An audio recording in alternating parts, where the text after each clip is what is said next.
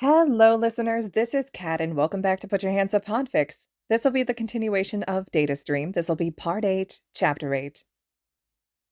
Aldera Middle School burns to the ground days after lawsuit. First responders arrived at Aldera Middle School yesterday to find the school engulfed in flames. Currently, there's no word as to how the fire was started, but this comes mere days after the school has been found to be discriminating against students with weak or non-useful quirks. Shouta read the article with a sadistic grin. He knew it was a good idea to tell the rat that his nephew's school was shit. He took another sip of coffee as he waited for Izuku to come to the kitchen for breakfast. Today was the first day of his new school, and he and Zashi were going to be taking him. Shouta knew Izuku was nervous after what happened at Aldera. Neither pro could blame him for being apprehensive. "Good morning, Uncle," Izuku yawned, giving Shouta a quick hug on the way to the coffee pot. "Morning, Zuku.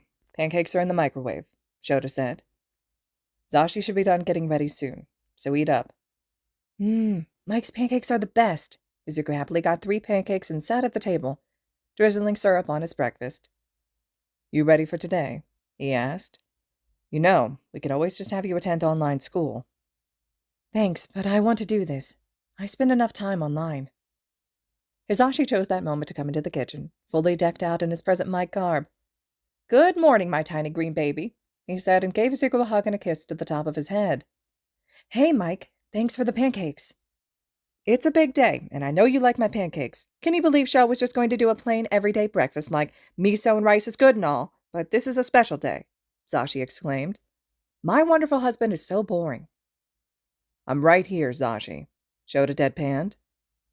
"Uncle, Mike's got a point. You are a bit boring."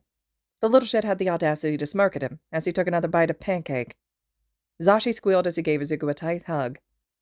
"This right here is my favorite child." Izuku hugged him back with a huge grin.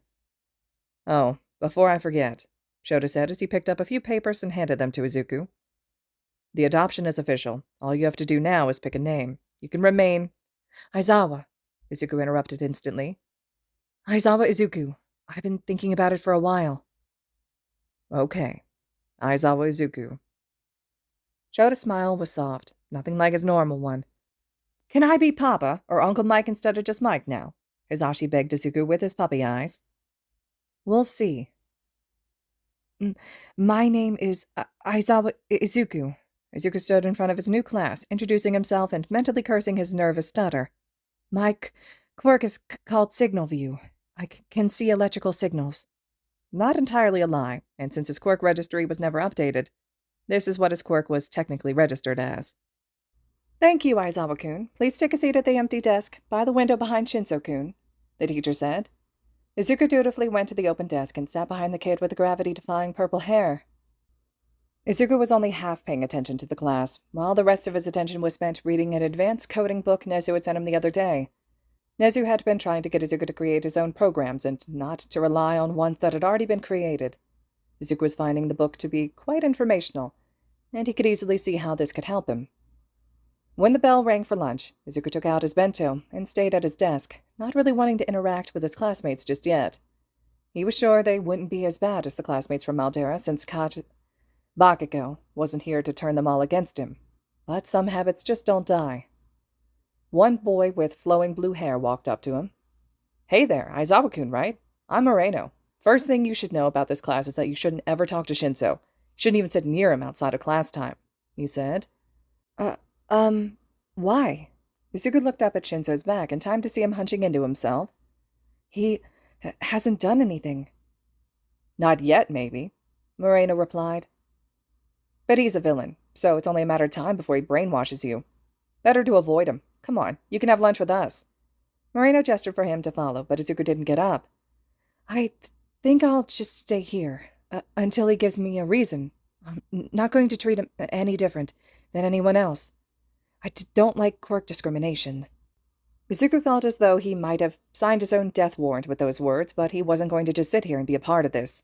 After all, he'd heard from Mike about the kind of quirk discrimination his uncle had gone through for having a villainous quirk, and he would be damned if he was going to take part in that same discrimination. Moreno just shrugged and walked off with a parting comment.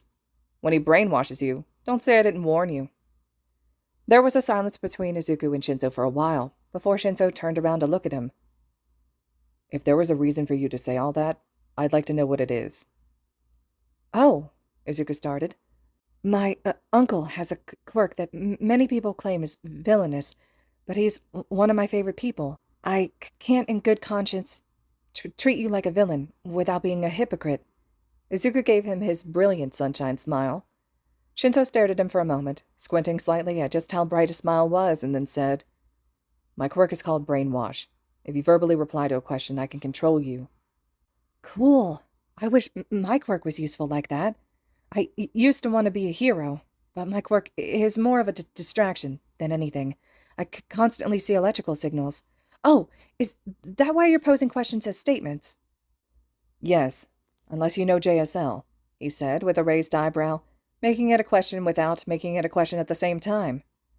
I do. My papa is almost completely deaf, so I made sure to learn. Izuku had learned present Mike was hard of hearing last year, the first time he tried to tap into Mike's HeroNet comm and saw that it was filtered through his hearing aids. That was interesting to figure out back then. Shinso's eyes widened and he signed. You're the first person to know sign outside my family. Maybe we can be friends. You're really cool with me having a villainous quirk, he asked. Izuku replied to that out loud, losing his stutter and his earnestness.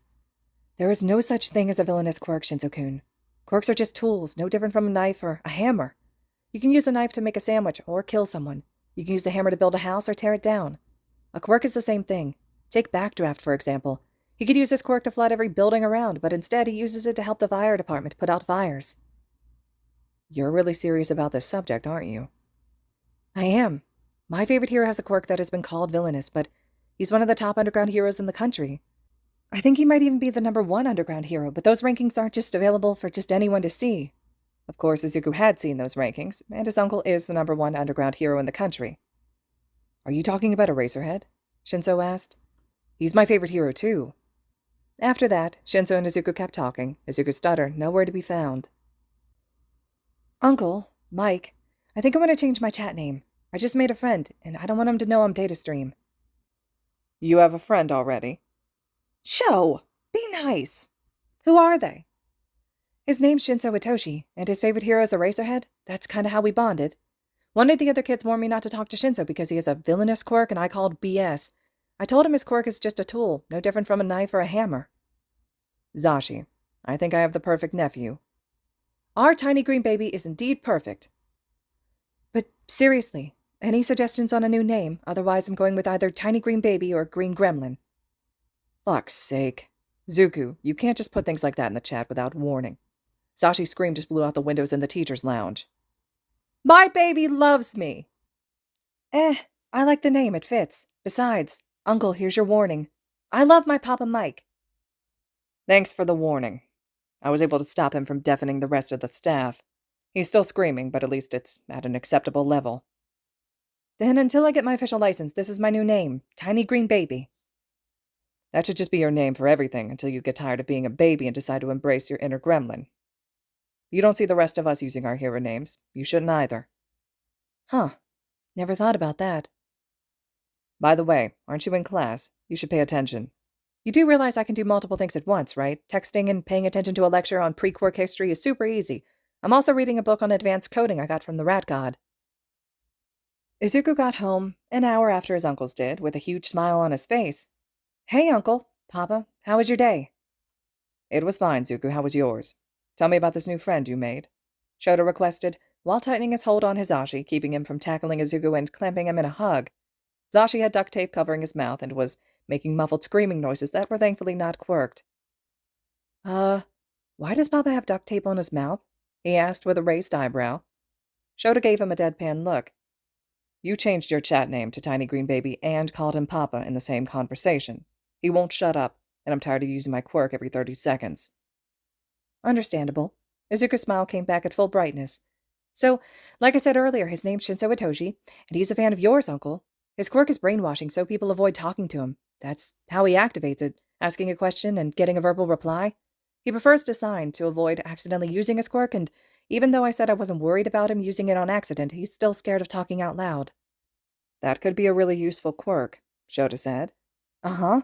And he wants to be a hero, but he doesn't have anyone to train with, and he doesn't feel comfortable enough to get a membership to any of the local gyms. Izuku looked Shouta directly in the eyes and said, I wonder where I could find someone who mostly fights quirkless and would be willing to mentor a promising hero.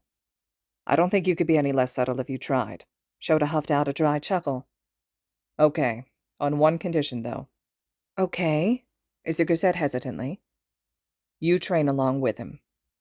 Izuku stared at his uncle for a solid minute before saying, You do know I don't want to be a hero, right? You said you used to want to be one. Yeah, but that was before I really started to understand my quirk. I really can't see myself as being useful as a hero with this quirk, Izuku said. And why is that? You know that a quirk is just a tool. You don't need it to fight. If you want to be a hero, you just need to work on your quirkless combat.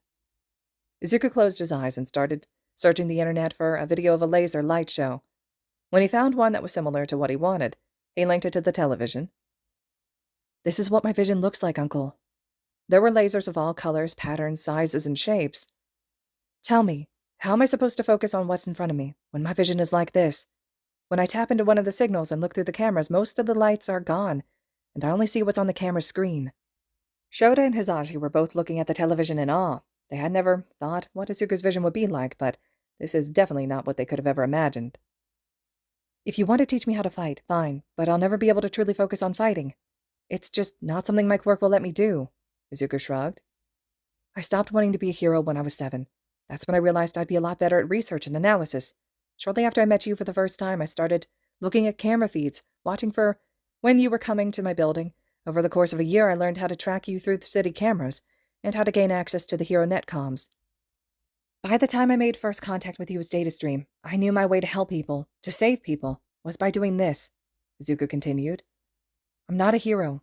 I will never be a hero. But I don't need to be a hero anymore. Not the same type you are, anyways.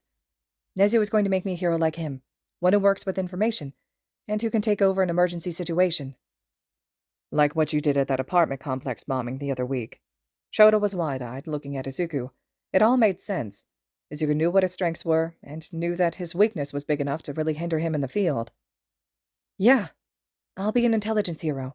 I've come to really like doing this, too, so I'm not upset about not being able to be a regular hero anymore. Izuku smiled. I'll learn how to fight, if you really want to teach me, but I'll always stand back and let a real hero take care of any fights I might get into. Hizashi tapped Shota's hand and then signed for him to take the tape off his mouth. Shouta did.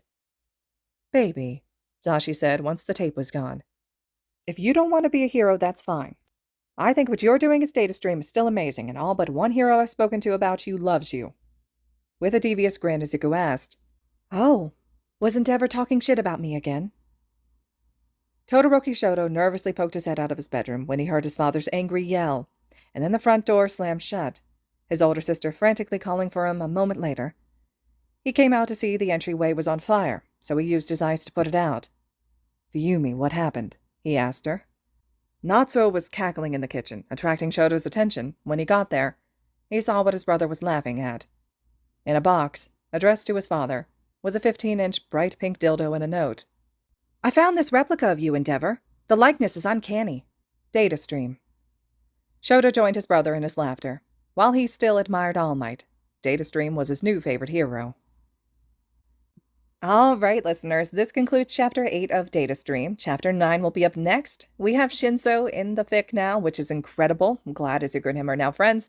And let me just tell you, it is so hard podficking the scenes where Izuku takes revenge on Endeavor, because it is just always so funny. I'm always cackling when I'm trying to read those. Let me know your thoughts and reactions to everything so far. And as always, thank you so much for listening.